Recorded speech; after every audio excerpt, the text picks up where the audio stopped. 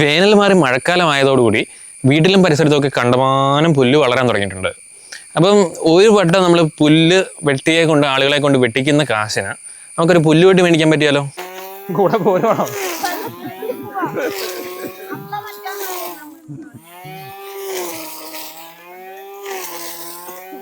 ഇതൊരു petrol engine driven പുല്ലുവെട്ടിയല്ല, അതുപോലെ electric ബാറ്ററികൾ ചലിക്കുന്ന ഒരു പുല്ലുവെട്ടിയുമല്ല. മൊബിലിറ്റി വളരെ കുറവായിരിക്കും, എങ്കിലും വീട്ടിലെ AC സപ്ലൈയിൽ നിന്ന് ഡയറക്റ്റ് വയറ് വലിച്ചായിരിക്കും ഇതിന് കണക്ടിവിറ്റി കൊടുക്കുന്നത്. നമ്മുടെ വീടിൻ്റെ പരിസരം വളരെ തുച്ഛമായ ഏരിയയിൽ മാത്രം നമുക്ക് പുല്ല് വെട്ടാനുള്ളൂ. നമ്മുടെ മുറ്റം, അതുപോലെ തന്നെ വഴി, അങ്ങനെയുള്ള കാര്യങ്ങളിൽ മാത്രമാണ് ഉപയോഗിക്കുന്നതെന്നുണ്ടെങ്കിൽ ഏറ്റവും അഫോർഡബിൾ ആയിട്ടുള്ള, ഏറ്റവും യൂസബിൾ ആയിട്ടുള്ള ഒരു ഓപ്ഷൻ ആയിരിക്കും. ബാറ്ററിക്ക് കൊടുക്കുന്ന പണത്തേക്കാൾ ഒരു പരിധിവരെ ബാറ്ററി നശിച്ചു പോകുന്നതിനേക്കാൾ ഈ മോട്ടർ റിലയബിൾ ആണെങ്കിൽ നമുക്ക് കൂടുതൽ കാലം ഉപയോഗിക്കാൻ സാധിക്കുന്ന ഒരു ഓപ്ഷനായിട്ട് എനിക്കത് തോന്നി. ഏതായാലും നമുക്കതൊന്ന് അൺബോക്സ് ചെയ്ത് അതിൽ എന്തൊക്കെയുണ്ടെന്ന് നോക്കി നമുക്കതൊന്ന് പ്രവർത്തിപ്പിച്ച് നോക്കാം.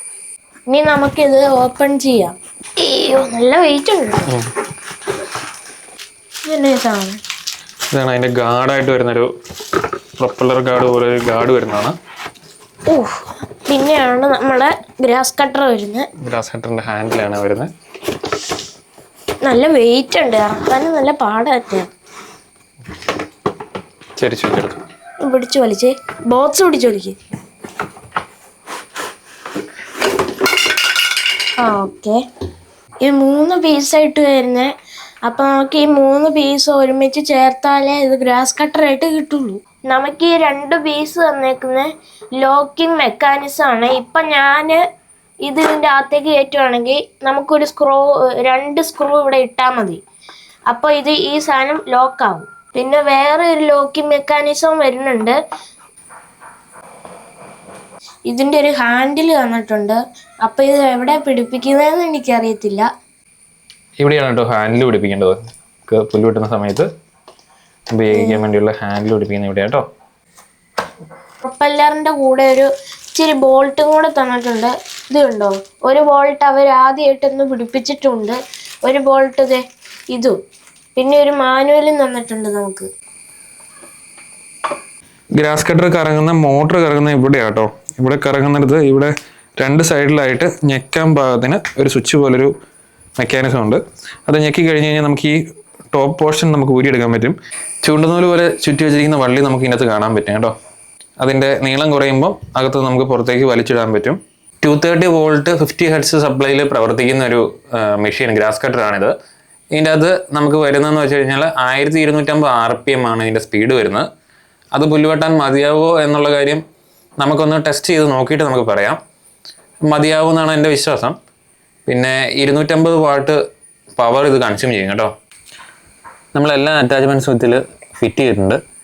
ഇനി നമുക്ക് അത്യാവശ്യം നീളമുള്ള ഒരു വയർ വെച്ച് ഇതിനെ കണക്ട് ചെയ്യണം. കാരണം എന്താണെന്ന് വെച്ച് കഴിഞ്ഞാൽ ലൈവ് പവർ സപ്ലൈ മാത്രമാണ് ഇത് പ്രവർത്തിക്കുന്നത്. അതുകൊണ്ട് നമുക്ക് അത്യാവശ്യം നീളമുള്ള വയറിൻ്റെ ആവശ്യം വരും.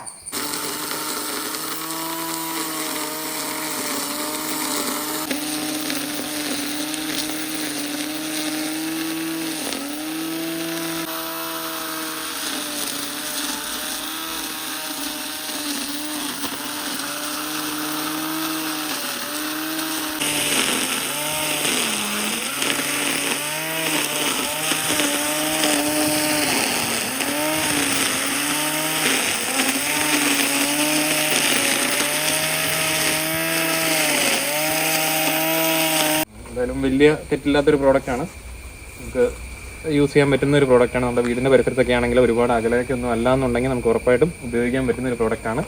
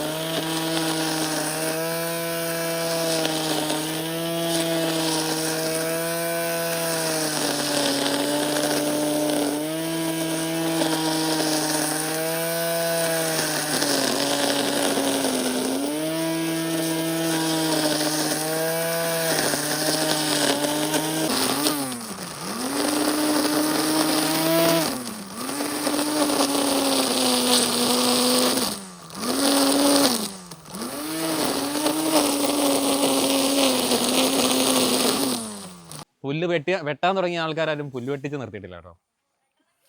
അതെ വെട്ടണമെങ്കിൽ വാന്ന്. വിലക്കുള്ള പുല്ലുവെട്ടി തന്നെയാണല്ലോ ഉണ്ട് കേട്ടോ. അത്യാവശ്യം നല്ല രീതിക്ക് പുല്ല് വെട്ടി പോകുന്നുണ്ട്. പിന്നെ വലിയ വള്ളകളൊന്നും വെട്ടിയാൽ പോവുകയില്ലായിരിക്കും. പക്ഷെ നമുക്ക് ആ പുല്ലായിട്ട് മുറ്റത്തൊക്കെ നിൽക്കുന്ന കാര്യങ്ങളൊക്കെ ആണെങ്കിൽ നമുക്ക് വെട്ടിക്കളയേണ്ട അതിനുള്ള വെട്ടിയുണ്ട്. ആ ഒരു വിലക്കുള്ള സാധനം എന്താണെങ്കിലും ഉണ്ട്. ഒറ്റ വെട്ടി തന്നെ നമുക്കത് ലാഭമായി.